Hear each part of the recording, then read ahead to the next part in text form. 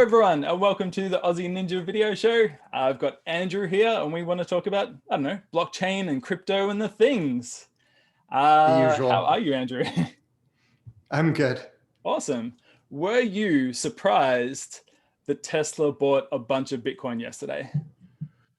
I was pretty surprised, and I've been a stakeholder in Tesla since I was an early adopter to both Tesla Bitcoin. tokens Yeah. and Bitcoin. I mean, for me, it's, kind of two of my favorite things. I bought Tesla shares purely out of spite when all like the short sellers were like publishing all these like articles like, oh, Tesla batteries blow up and oh, they crash all the time. I was like, God damn you guys, I'm gonna buy some shares just to like stop you from shorting it. And that's obviously worked out really well for me. And then, Bitcoin, starting to buy it when no one's talking about it and it's super unpopular and people are like, oh, this thing's going to die. It's like, well, I'll see what happens. And yeah, they've both worked out really well, but I didn't expect the merging of the two. No, well, and so it sounds like you were an early adopter to Wall Street bets too, because you're taking that approach of Yeah, buying in spite. buying things out of spite. Yeah, totally, Yeah. totally. No, Except but normally, like, I don't like the share market. I don't have any other shares right. because it's all super dodgy and like, I'm not in a position where I can win. And that's why spite-based investment is the only way to go. Yeah, it's funny. I never heard anybody put it like that. Is that like something you actually thought about and like expressed consciously? Uh, Or yeah, I mean, like I bought those shares to basically prevent, in my very small way, to prevent the short sellers from doing their thing. I'm not sure if that's technically how that works. Not sure if me buying shares actually prevents them from putting short orders in. But it was just what I wanted to do to try and help out. well, I mean, technically, yeah, kind of, because basically they need well, we thought Yeah, they needed yeah, your shares in order to play their short game. Now, what came out of this whole Wall Street bets thing is they were just like, nah, we don't need your shares. We can sell shares that don't even exist. right. Um, But but I that's what I think, thought I was doing was like, like just get a couple of shares, but at least that stops them from getting those couple of shares. well, I mean, that makes sense. And that's certainly like a valid kind of perspective. But, I would put it like a different way because I took a very similar approach to it, which was like, um, you believed you believed in the company, you Yeah, believed in the product, and that was more of how I expressed it in my mind. Was I want to support this company that I think is doing important work. yeah, And so, and my thinking was, if this goes to zero, I won't regret it yeah, because I'll have contributed in some minor way. Like, the difference between, I used to have like a saying for this, but it's not illogical. It's like voting. Um, your vote has no impact.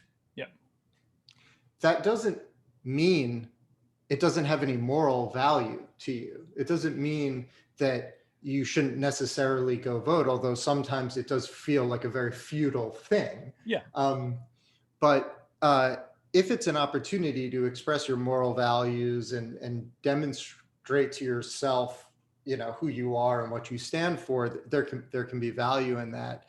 And I think the other side of the equation that you brought up, which I actually think is super valid and super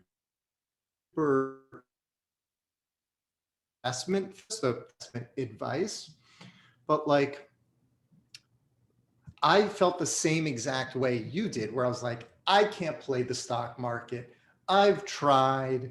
This is a fool's errand. yeah, But when you see so many people believing such a stupid idea, that's kind of the one time I thought where I could actually get an underpriced asset. When you see everybody talking about Tesla and you're just like, none of that is true.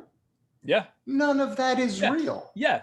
And I'm going to prove it to you. I'm going to prove I'm smarter than you. I'm going to prove I know something you don't know by buying it. And that's why you've actually been able to make money. And that's why I was able to make money on that, on that company. Well, you have to sell to make money, but I've sold some shares. Yeah.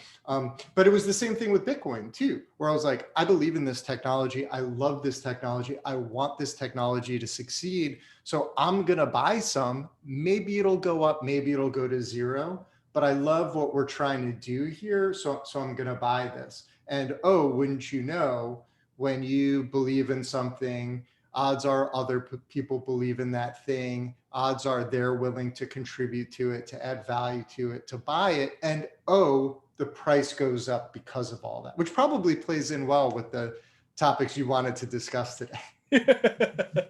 Wait, you asked the question. I didn't even answer the question. Did I? Yeah, the Tesla buying Bitcoin, that was a surprise. I'd actually heard people like the YouTuber Hyperchange. Yeah. Well, that's his channel. Like he proposed it and I was just like, man, you can't justify that to your shareholders, but they did it. And I think that the reason is, you asked whether it's a hedge against, whether I think it's a hedge against inflation in our DMs. I actually think that it's more about being an uncorrelated asset. It's not so much that in order to be a hedge against inflation, you need to know what it's going to be worth in the future. Primarily, you need to know that it's going to be worth more in the future. And the problem with Bitcoin is that in 2 years from now, it's probably just as likely to be $20,000 per token as it is to be $80,000 per token.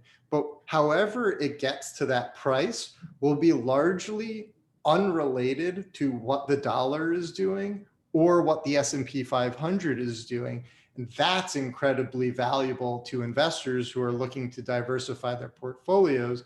And if your money's doing nothing else, the other thing that I've always loved about Tesla as an asset, love the company, believe in its long-term future.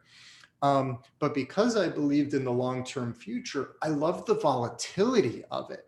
Yeah. I loved the fact that it would go down by 50% in a month. And I'd be like, all right, I'll buy some more, because whether it goes up back in 3 months or 6 months or a year, it doesn't really matter to me because I believe in this company. So the volatility is a huge win for me. And it's a similar thing with Bitcoin, where it's like, if I believe in this technology for the long run, and if I believe, as we've discussed in the past, that Bitcoin is basically the on-ramp into crypto, it's the reserve currency of the whole crypto ecosystem. If I believe in that ecosystem, then whenever Bitcoin gets cut in half, which it happens all the time, that's an opportunity for me to go back in. Now, I don't exactly practice what I preach. You know, like when you buy something for hundreds of dollars and it's worth 40,000, becomes really hard to buy it ever. Yeah. But that volatility is a huge asset, especially when you're looking at companies that aren't making yield on anything. So if you can take 7%, as you pointed out to me, it's 7% of their cash. Yeah. And you can put it in something and it might double in 6 months. That can be a huge value add to your organization. And frankly, people talk about this like manipulation. I think that's utter bullshit. I think it is perfectly legitimate for the people at Tesla to say, by going into this asset, we can be very confident that this will probably help the price of this asset. Yeah. That is perfectly legitimate in my mind. They don't control that asset. They don't have insider information. They believe there's value in it. They want to allocate a large amount of capital to it. And it's a feature, not a bug, that I, as a large company, can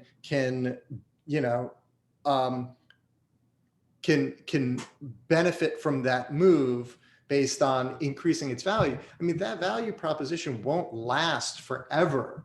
Maybe 10 years from now, so many people will be doing this that any one large institutional investor isn't going to move the needle. But No. but that's exactly the point, is that this is a reward for being an early adopter to a technology, and that's they're taking a risk, and there's a potential reward. And that's precisely why, I mean, I think it was, what was it you that I was talking to who I said that Bitcoin could be worth $1 million in 10 years? Or was that somebody else? No. Yeah, it was somebody else. But yeah, I said that, and I was kind of like, I mean, I don't disagree with that. If you compare the market cap of gold to the market cap of Bitcoin, I think Bitcoin is a tenth of the gold market cap. Right.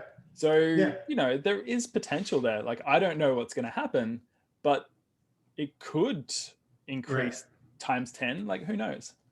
What I kind of wished that I'd said was it could be worth $1 million per token or 10,000 per token. Yeah. But that was like a less exciting way, or whatever. But like, this kind of highlights that point of that $1 million per token. I mean, if you imagine, so Tesla bought Bitcoin, it went up to 46,000. If they just sold all the Bitcoin, if they just have been liquidating. Yeah, if they sold, I think they would have made like $500 million. When, like, we don't know exactly when they bought, right? Make some assumptions on when things kind of moved. So yeah, they could make $500 million today if they sold today. Right. So how many companies need to see that before they start attempting to capitalize on those gains? And eventually you would expect to see that advantage diminish to zero. Over the course of, say, 10 years. But what all of that competition will mean over those 10 years is more and more institutional capital coming in, trying to get at those diminishing returns, which would increase the demand for the token and generate that price.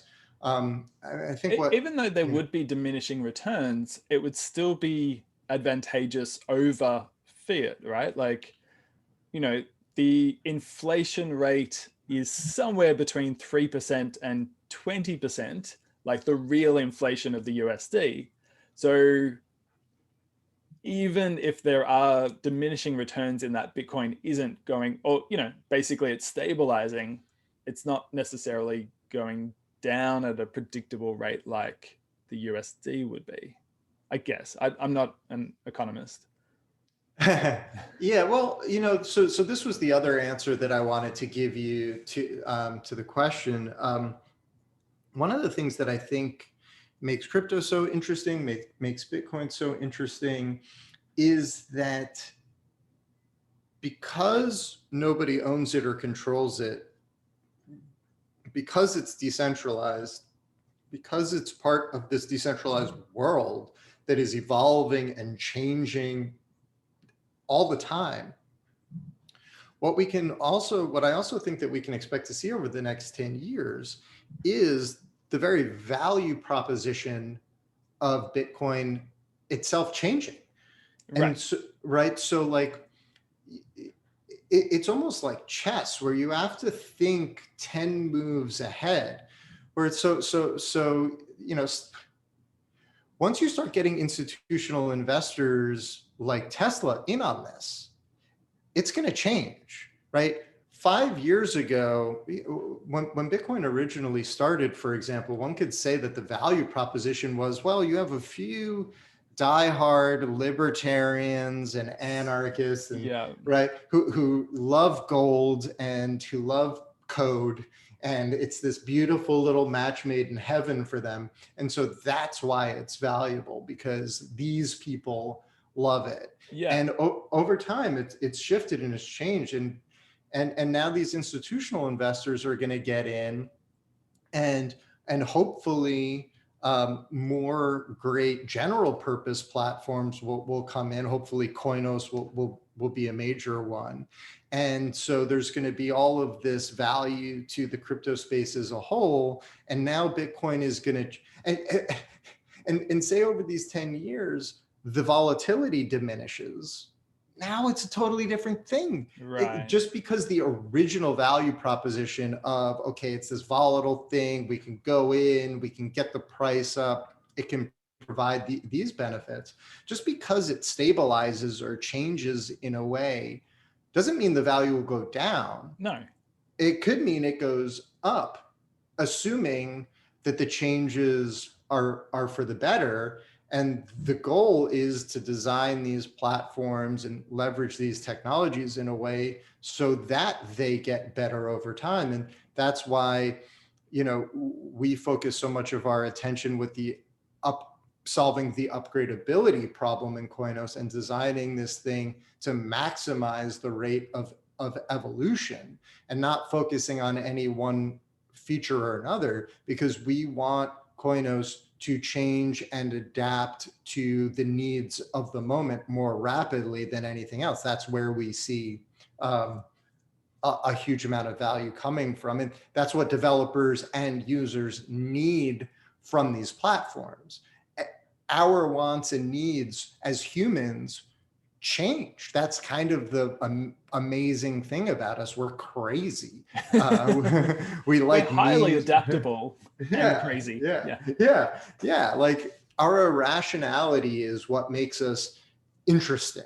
Yeah. And I think, a big problem that highly technical people have is they want people to behave like robots, as opposed to embracing the fact that we're not robots. We like weird things. Our tastes change, our interests change, and you have to be able to adapt and evolve with the time. Which actually, this brings up something I wanted to mention, which is like, people who focus on how Bitcoin has deviated from its original intention as like this digital cash. Yeah. So you see people like Roger Ver, promoting Bitcoin Cash and trying to trying to talk trash about Bitcoin, and saying, okay, it's not what they were originally going for, and like that means it's for the worse. Right. And yeah, sure, you can argue that your platform is better for X, Y, and Z reason.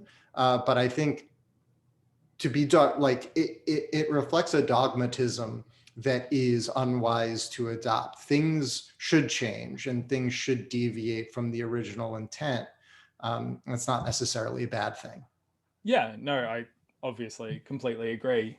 I assume Roger Ver wears clothes, like even though the original cavemen didn't wear clothes. It's like, well, we didn't initially have clothes, so we probably shouldn't have clothes. Do you think that Koinos could eventually be a store of value? And would you want it to be? Or is that too annoying? A store of value. Yeah. So I mean, a company or an individual basically just parking some of their money in Koinos to keep it safe. Is that a future that you could see? Yes. Yeah. For absolutely. The value to capital of Koinos, so I that's what I would label that actor in the ecosystem. Their capital. Yeah. I have money. I want to park it somewhere. I want to earn yield. Yeah. So that's absolutely, or a long-term investor. Same difference. Yeah. And I think not an active actor in the ecosystem. Right. So absolutely, that's a really important class to think about in your system. And we definitely intend to have, so I'm trying to think about what I can and I can't Of say course. publicly yet. Yeah, no, that's fine. We have disclosed um, a, our intention to integrate a concept into the system that we call bonds. So I can't reveal any more details about what these bonds will look like. Sure. But if you know what bonds are, I do know what bonds are. if you know what treasury bonds are, yeah, learn about those things and Yeah. you might be able to make a guess or two. But the example that I can point people to, that I think was an early stab in the right direction was Steam Power Yeah. on the Steam blockchain. So Steam does have Steam Power, but it also had like that weird investment savings class that I don't know anyone who used that. Do you remember that? It did, yeah. It had like what, you could earn interest on your Steam dollars or something. Yeah, yeah, but it wasn't Steam Power. So you couldn't use it for upvotes. You just kind of parked it and you earned interest out of that. Yeah, there were way too many ideas in Steam Yeah. and way too little clarity around why. And I say that as somebody who joined the team pretty early. Yeah. I think a big part of the problem, and this has consequences for Hive as well, is due to the fact that it's an application specific blockchain and that you had to design everything at the beginning that you thought you might need eventually. Yeah. And I think there was a ton of foresight in this thing. What we learned from that experience is that you can't predict everything. And as good as your predictions are, your solutions will need to be changed, will need to adapt, will need to be modified. And so no matter how good you are, your solutions ultimately won't be. And so yeah, I vaguely recall there being that ability to lock up your Steam dollars and earn a small amount.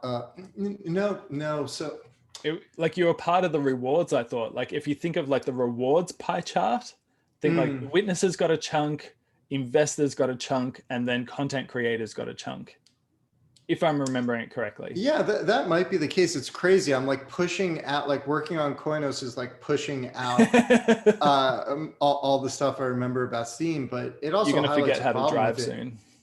Yeah. Well, it's mostly Steam stuff, of which there's just too much. Yeah. I think that's a big part of the problem. But so well, first of all, there was Steam Power. And originally, Steam Power was you lock up your Steam and you earn interest. And that was really attractive to me. It was a very high inflation, right? It was a very high interest rate, which scared people away. But I liked that because it was a long lockup period. You had to invest in the very long term, and in exchange for doing that, you earned a lot of the new tokens that were created. But hey, you're a long-term investor. You're not likely to liquidate those because you believe in the long term of the platform. Now, I'm not saying that's anything like how we would implement it on Koinos. But what I learned is that I think that most of the decisions that were made on Steam, including that one, were more about mitigations against attacks on things like the reward system. So you were trying to, so for example, the Steam Power Down Right. period. Yeah. Which to me looked like, okay, you don't want to let these long-term investors just liquidate.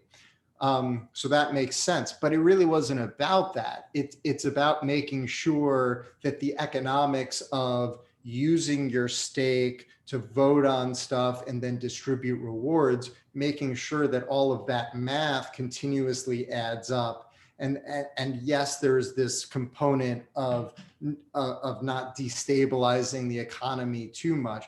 There was like a million of these little concerns, which is what made developing Steem so difficult. But I think that Steem powers, if you look into that, and I think if people are familiar with it, I thought that was a really interesting lesson. It was a really innovative solution. And even though the intent might have been mitigation, I think when we look at things like self-voting on Steem, Yeah. or what we call mining contracts on EOS, where you have your EOS, you have your network resources, so now you just spam the blockchain to get these worthless tokens, like IDOS, EIDOS is the famous example. Well, why do people waste their stake doing these spammy activities? Well, what else do they have to do with their stake? Right. How else can they earn yield? I'm a person, I believe in the long-term potential of this platform. What do you got for me? What do you got? How can I park my capital in this system in a way that benefits the system and rewards me for my capital? So that's how we're thinking about that problem. And we're looking at, we look at existing solutions, including things like treasury bonds, which work, Yeah. and so, Or at least they used to. yeah. Well, it might not be there. And I'm not an economist. I don't really even know how. Is it the bonds or is it the economy that's broken? I think anyway. But the important point I want to make is that ultimately the value of coin should be backed by the utility of Koinos. At the end of the day, the single thing that matters more than anything else is that developers love using Koinos to build applications that their users love. And to me, that's the best backing you can ask for, at least for a decentralized application platform, which Bitcoin is not. Yeah. Right? So it's a different value proposition. When you look at Ethereum, right, this is a token that's backed by proof of work and the value and the value of the platform. And I think there's actually kind of a divide within that economy of people who think that it's backed by all of this work, or maybe it's backed by the amount of capital that's staked, or maybe these other things. Oh, and the value. And I think what we're trying to do with Koinos is just say, let's make this the best platform we can. And then we look at the token and we say, how do we design this the right way? And then we look at the system features and we say, how do we design those the right way to give capital what they need from this, and to give developers what they need from this? Okay, developers, they need mana. That's really what developers need. They need mana, which enables them to perform free transactions and which they can delegate to their users. Capital doesn't need mana, Yeah. But can I tell you how I'm kind of approaching this as a developer? So for me, I've got some Koinos on Uniswap and some Koinos just in MetaMask, right? Because I didn't want to put everything in Uniswap. And so I don't know how much coin I will need for my application. I have no idea. And so for me, that's not really an issue, because if I need more, then I will go and purchase more. If I have too much, then I have the ability to delegate it to others, or just park it in the system, or whatever, really. Um, Having too much doesn't concern me at all. It doesn't feel like I would lose value. Um, and, I assume that I would be able to actually gain value from the coin I don't personally use on my application by delegating it out or parking it. So I don't know if those are correct assumptions, but yeah, I'm not too worried about having too much. I'm actually worried about having too little at this point. Oh, well, I obviously think that that's the right way to look at it. I'm sure No. everyone in the ecosystem does. Well, you bring up a number of good points. One thing is that I think you highlight one of the major value propositions that we're going to try to tackle with bonds. Well, first of all, the one thing I wanted to say before is that all of this, including the Steam Power stuff, including the Steam stuff, really highlights why we designed Koinos the way we did with respect to making everything its own smart contract that can be upgraded without a hard fork. That gives us so much flexibility Yeah. with how and when we develop features. I can say we're going to develop bonds and they're going to be great because it's just going to be a smart contract that we can launch basically whenever we want, even if it just remains a user contract. Now, these are a feature that we've announced will launch with mainnet. Yeah. So they will be a system contract as opposed to a user contract. But after mainnet, we'll still be able to add features to Koinos as user contracts. And practically speaking, a user contract and a system contract will be no different. The only exception is when you're talking about system features that don't make sense to require mana, that need to be like truly, totally free. Yeah. But we don't expect that to be many. We expect most smart contracts that become system contracts to still require mana. They're still feeless. You still don't have to pay to use them. And it'll just be this tiny minority, things like bonds, where, perhaps, honestly, I shouldn't even say that. I don't know. So this gives us. I guess the point there is that your team could develop bonds, and then a user could actually develop a smart contract that's better than yours, and you could just start using that user contract, right? Yeah. So we could switch. We could make that the system contract and redact the other one.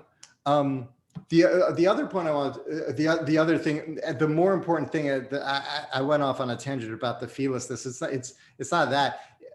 It's if there's a token inflation component. So, with Steam Power, a percentage of the token inflation is allocated to that, and it will probably, okay.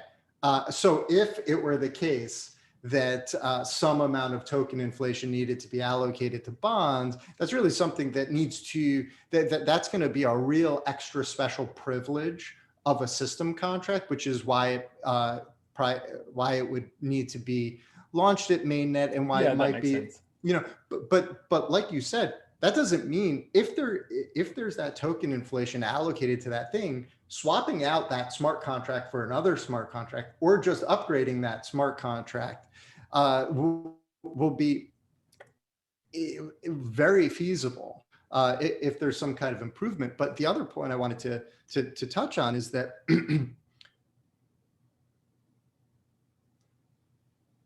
that you kind of alluded to is that say we have bonds.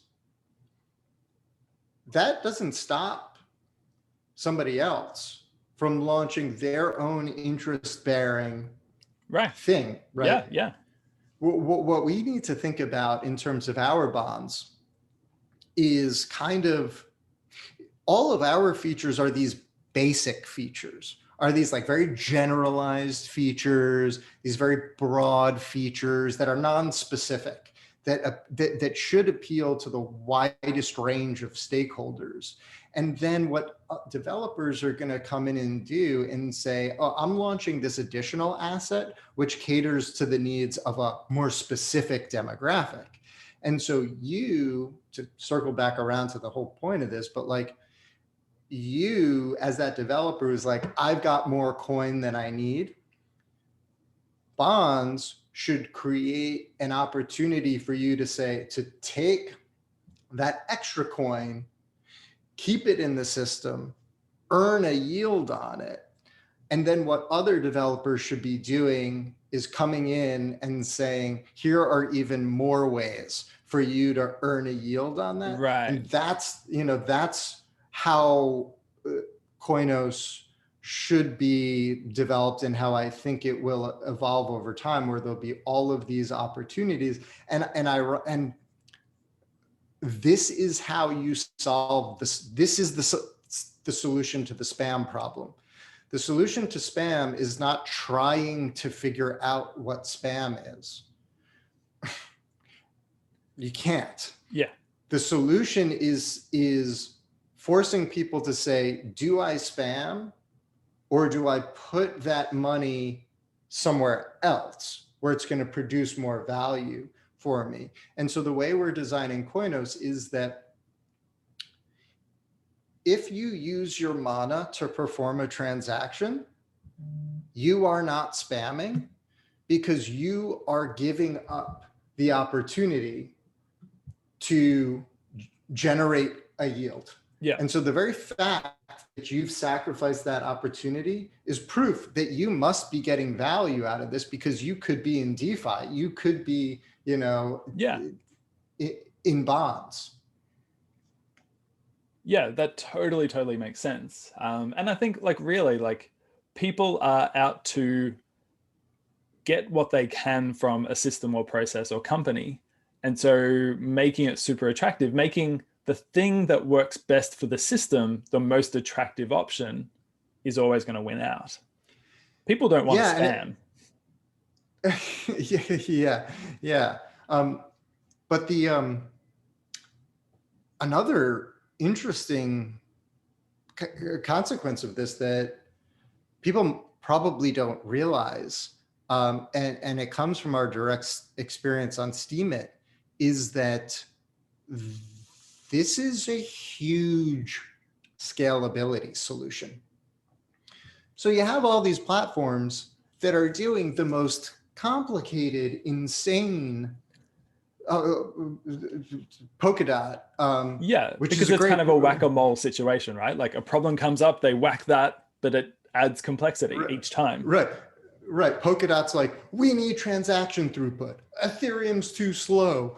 Parachains, all kinds of different chains, blah, blah, blah. And it's like, okay, but most people that are most of the transactions on a chain, in our experience, are people searching for yield. Okay, maybe it's 90%, maybe it's 10%. I don't know, it doesn't really matter, right? In our experience, it's like 90%. Yeah. So you move that 90, you put that 90, you take away 90% of that. You create an incentive for people to not do that. You just unlocked anywhere from 10% to 90% of your network capacity. Yeah. Are you even going to grow that fast? Are you, like, and that was our experience with Steem, valid, for us, the scalability solutions we wanted were things like that, things like Mira, things that were driving down the cost of running nodes. It wasn't any of the stuff that we see these other, it was stuff like being able to scale up individual microservices within a node. These were the scaling solutions we saw ourselves really needing. And that answers the question that we get asked all the time, which is, why are you guys building yet another general purpose blockchain? And the answer is because none of these are giving us the solutions that we thought we needed. Sorry, sorry. Yeah. I don't know, like, we can't, we're like everybody else. We want to build our own solution, and it didn't give us what we wanted, so we're giving it a shot. But we think that our unique experience is insanely valuable, and has enabled us to develop solutions that will be incredibly valuable to other people. So I guess just getting back to whether companies or individuals would want to put capital into the Koinos system, I guess the answer is yes, because there will be potential for them to not only just park their money, but benefit the system and benefit themselves from parking that money. Yes, absolutely. And the short answer that I wanted to give you is that when we're thinking about the design of the token economics, right, what we're effectively thinking about is, so it's two components. There's the platform. How are we designing the platform? And one of the systems in the platform is the token economics. And so at the platform level, what we're saying is, how do we support exponential growth? Period. Yeah. How do we enable this thing to grow so fast that it quickly, relatively speaking, say 10 years, 20 years, Yeah. is in everyone's hands? And then how can we build the token economy to facilitate that growth process and grow along with it? Meaning, how can we make sure that as the platform gets adopted, the value of the token goes up and the price of assuming that there's some connection between value and price. All we can control is value. Right. And so,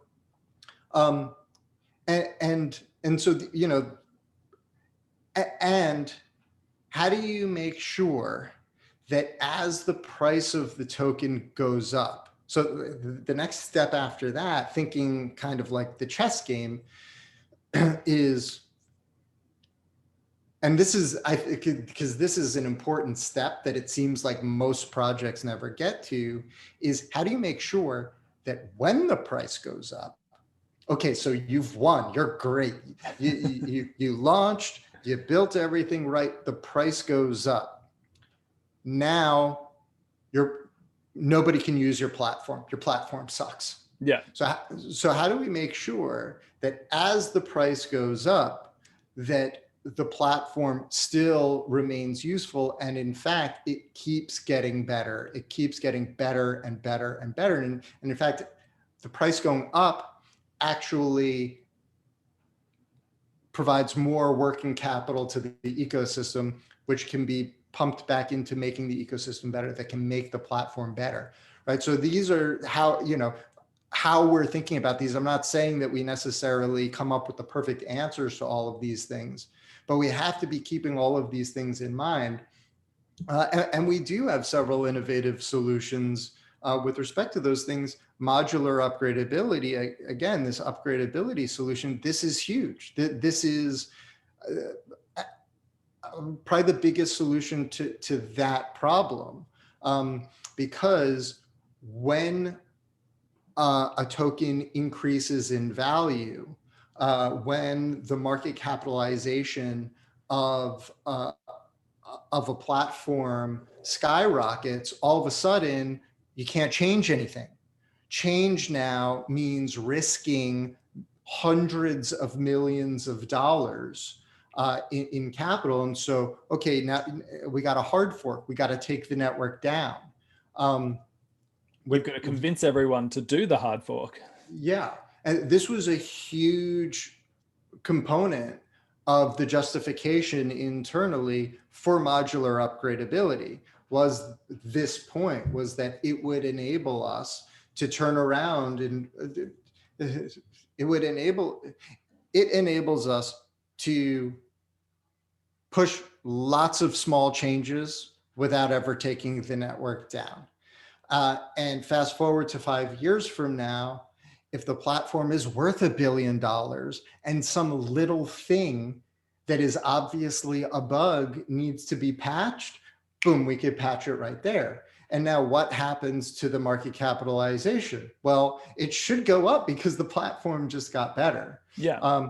It doesn't become more expensive to use. It doesn't mean that users can't use their stuff, especially if you design those other components properly, where you have, okay, capital gets excited. They come in, right? Do they come in and start spamming?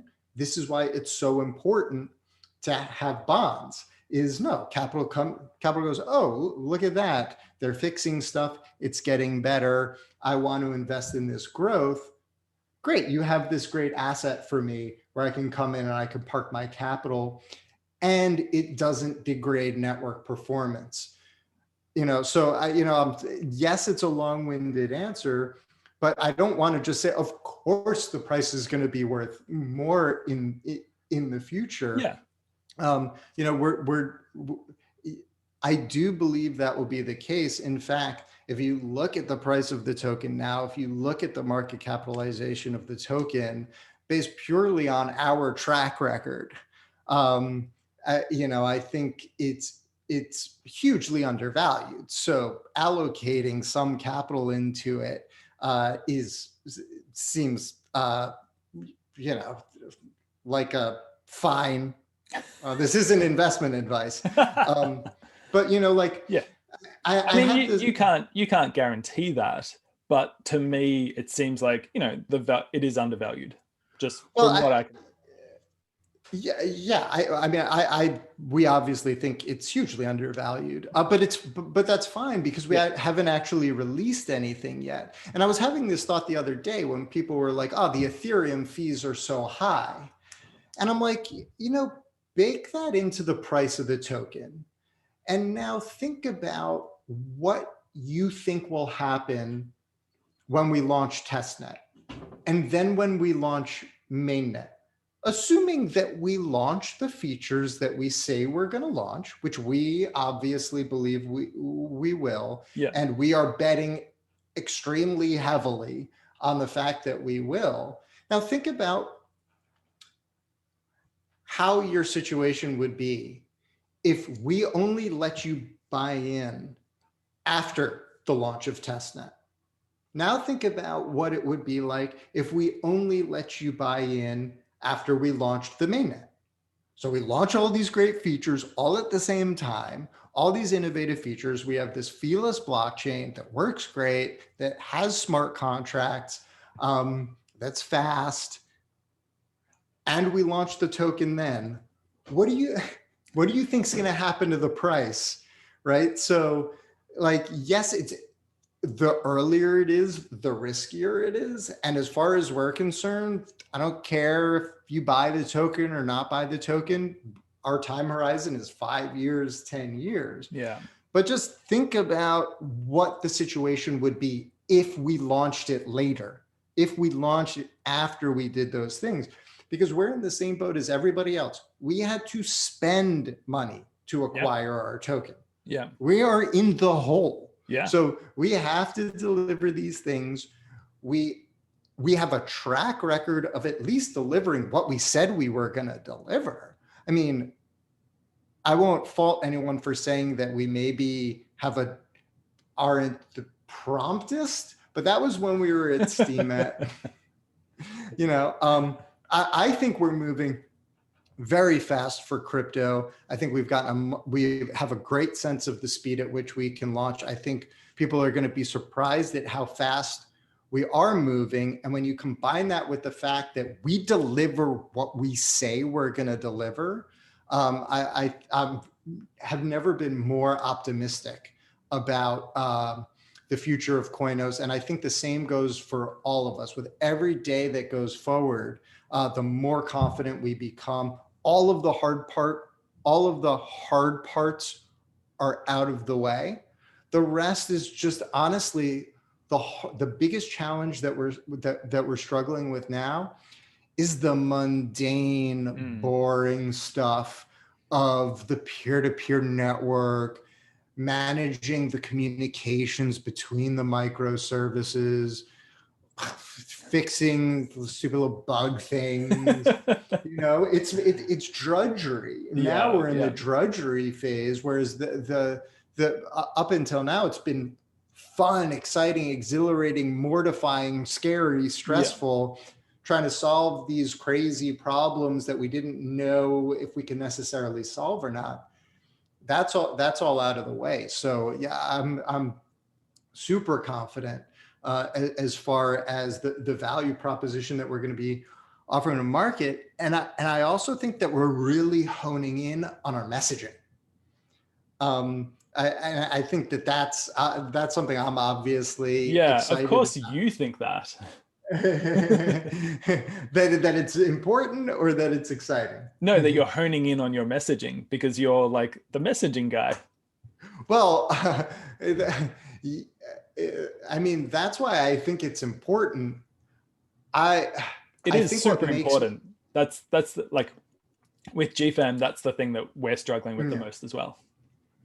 Oh, well, that's interesting. That might be something worth talking about because as the base layer for apps like yours, I think that our messaging winds up being kind of complementary and traveling upward. And by abstracting everything, because we have to like be so abstract in general, it has this like clarifying impact. But I think part of what makes me good at messaging is that I'm never quite satisfied. I never really think we've got it. And I'm always like trying to chisel away. I'm always like, which part did you like? Yeah. What was most interesting? What was most helpful to you? And because when you're doing something new, which is presumably the problem that you're struggling with too. Yeah, it's hard for people to comprehend what we're doing. It's hard for people to comprehend what you're doing, and it's hard for you to communicate to them what you're doing because you can't just say the same thing everybody else is saying. Yeah. And so you have to figure out how, and when you're talking about something as new and different as Koinos, it's a real struggle. We don't know the apps that people will build. We have ideas, we have theories, but this is the whole point, is that when you create a functional, feeless, general purpose blockchain like this, you unlock a world of possibilities. Don't ask me what the possibilities will be. I don't know, because they don't exist yet. And I think this contrasts, interestingly, with Steam, where I think it's tempting to confuse complexity and sophistication and with and the difficulty associated with communicating about that with innovation. Like with Koinos, we're actually trying to simplify, make this system as simple as possible, simple and easy to understand as possible. And it still winds up being difficult to communicate about. With Steam, right, you had Steam Power, you had Steam Dollars, it was so sophisticated, and there were so many, and these were advanced features, and in fact, they're still advanced in the space. But that's not necessarily a good thing. It's a thing. It's an important part of blockchain history. Um, but yeah, so it's yeah, I don't know what my Koinos point is was. yep. You heard it here first. Yeah, yeah. No, I'm excited about being able to understanding how to explain it to ordinary people, Yeah. and explain the value proposition of it. And my goal is to get um, lots of little people um, interested in it, interested in allocating very little capital to it, um, so that they'll be able to take advantage of the great applications that are coming to it, and take advantage of the growth and the growth in value. So while I don't want to promise price appreciation, I certainly want to deliver it. Mm. you know Yeah. Yeah, does that totally. make sense? Yeah. Well, this has been a great conversation. Thank you once again, Andrew. Um, yeah, I very much look forward to seeing where Koinos goes. It's such a great space. It's so exciting. And yeah, we'll catch you next time. Thank you. Good chatting.